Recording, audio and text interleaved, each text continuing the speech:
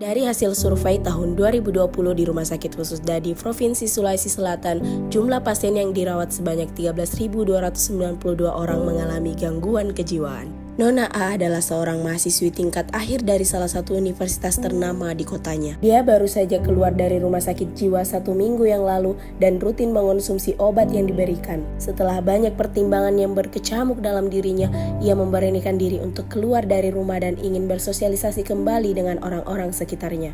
Ia tidak menyangka bahwa masuk ke rumah sakit jiwa dapat mengubah pandangan orang-orang di sekitarnya secara drastis. Ia tidak pernah diterima dengan baik, ditolak, bahkan dikucilkan dari lingkungannya. Ia berusaha untuk diterima di lingkungannya, namun stigma buruk terhadap dirinya sudah melekat di mata orang-orang. Stigma merupakan salah satu faktor penghambat dalam pemulihan orang dengan gangguan jiwa. Menurut WHO, stigma merupakan hubungan negatif antara seorang dan sekelompok orang yang memiliki berbagai karakteristik tertentu dan berbagai penyakit tertentu. Sedangkan menurut Kemenkes, stigma merupakan tindakan memberikan label sosial yang bertujuan untuk mencemari seorang atau sekelompok orang dengan berbagai pandangan buruk.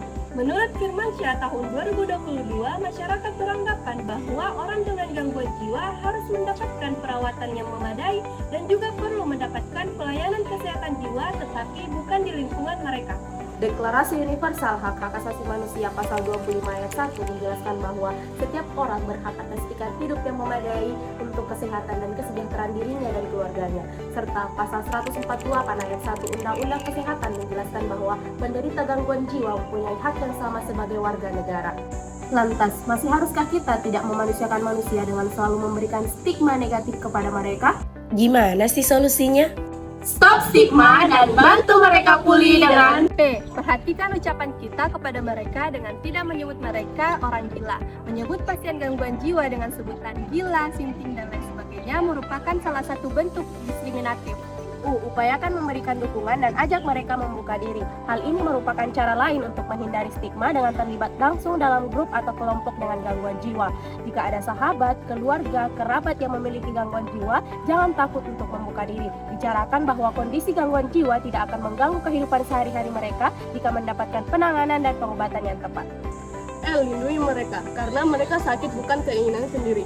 Ayo sama-sama melindungi mereka dengan saling merangkul dan tidak menyalahkan mereka, terutama melontarkan kalimat yang memojokkan seperti mereka sakit karena tidak beriman dan mereka sakit karena tidak bersyukur. I. Informasi yang baik dan benar. Masalah kejiwaan tidak jauh berbeda dengan masalah kesehatan fisik lainnya. Keduanya bisa kita pelajari dan juga kita bisa pahami dengan cara menggali informasi yang baik dan benar. Semakin paham kita terkait masalah kejiwaan, maka akan semakin mengerti pula kita dan stigma akan semakin berkurang. Hentikan dan tolak stigma. Jangan biarkan orang melakukan stigma. Jika kita mendengarkan orang melakukan stigma kepada orang dengan gangguan jiwa, maka katakan dengan tegas bahwa kita tidak setuju dengan hal tersebut. Mari bantu mereka pulih agar dapat hidup produktif bersama dan menjalani kehidupan yang layak sehari-hari karena sehat jiwa adalah hak asasi manusia secara universal. Sehat jiwa tanpa stigma, pulih solusinya.